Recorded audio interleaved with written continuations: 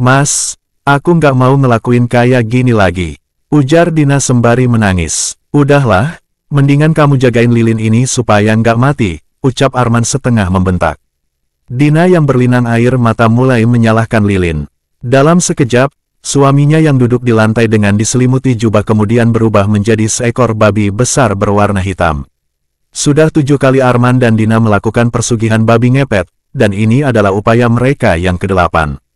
Adapun percobaan pertama mereka lakukan karena desakan ekonomi. Awalnya, baik Arman maupun Dina tidak memiliki pikiran sama sekali untuk melakukan pesugihan babi ngepet. Dina sudah terbiasa mengurusi pekerjaan rumah, dan Arman bekerja di sebuah pabrik baterai yang berada di kota mereka tinggal.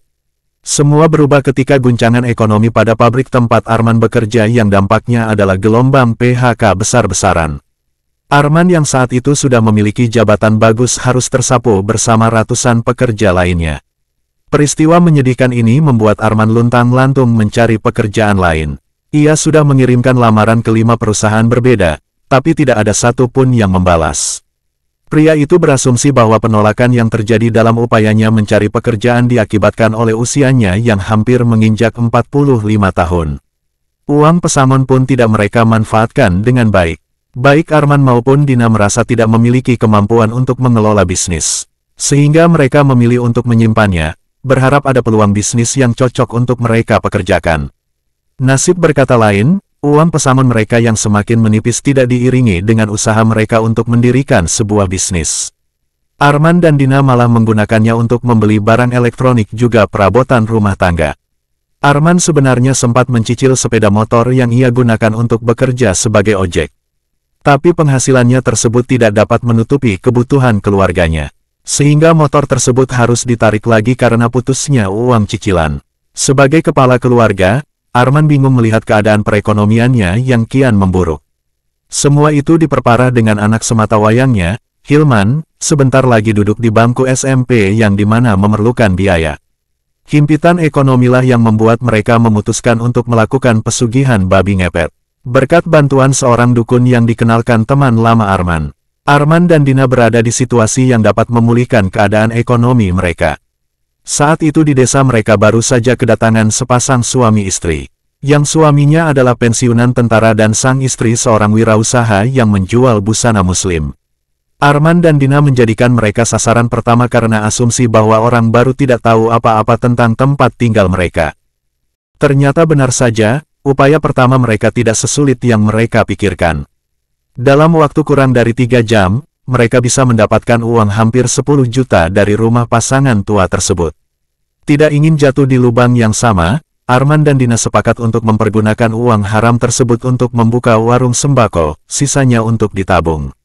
Semenjak pesugihan pertama, keuangan mereka berangsur membaik. Hilman dapat bersekolah dengan tenang, dan pemasukan dari toko kelontong selalu bisa diandalkan setiap bulannya. Hanya saja, kedua hal itu tidak membuat Arman berhenti untuk melakukan pekerjaan setan itu. Sebelumnya mereka sepakat bahwa mereka akan berhenti ketika keadaan mereka membaik, tapi kenyataannya Arman semakin rajin melakukan ritual babi ngepet tersebut dengan alasan menjadi babi tidak sesulit bekerja di pabrik atau merintis bisnis. Dina sudah mencoba menghentikan Arman, mulai dari menasehati dan memohon-mohon. Hanya saja upaya yang sudah ia lakukan berkali-kali tersebut dibalas oleh pukulan atau tendangan berkali-kali. Tak jarang Dina menjaga temaram lilin dengan keadaan berlinang air mata, seperti malam ini ia sudah tidak tahan dengan perlakuan Herman terhadapnya, meski ia sungguh menyayangi keluarga kecil itu. Arman tiba di rumah sasarannya, rumah Ibu Jamilah. Ia mengincar rumah tersebut karena baru genap 2 bulan ia ditinggal wafat oleh suaminya. Tanpa seorang anak, hanya seorang asisten rumah tangga yang setia. Arman mulai menggesek-gesekkan hidung ke pagar rumah Ibu Jamilah yang tingginya 1,5 meter.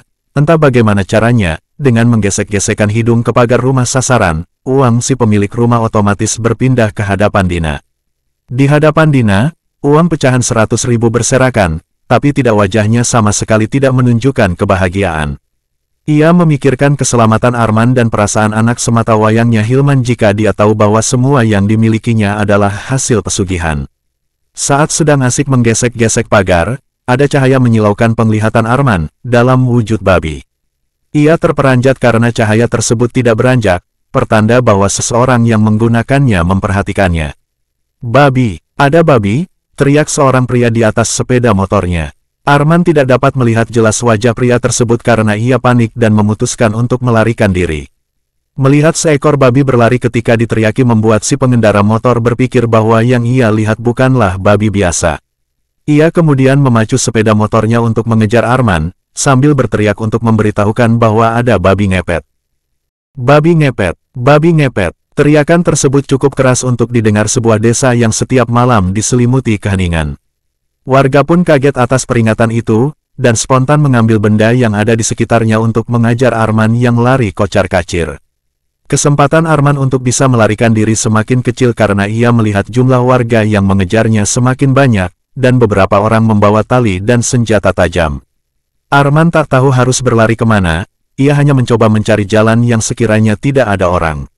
Meski begitu, upayanya untuk menghindar dari amukan warga desa harus gagal karena tembakan dari senapan angin, 2 butir peluru yang menembus paha membuatnya tumbang.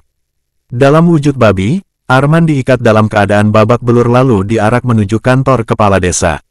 Apa yang Arman lihat sekarang ini mungkin adalah waktu-waktu terakhirnya, termasuk waktu terakhir bagi dirinya untuk melihat istri dan anak kesayangannya yang terlihat dari kejauhan, pergi membawa 2 tas dan 3 bungkusan besar, tanpa bisa ia memanggilnya.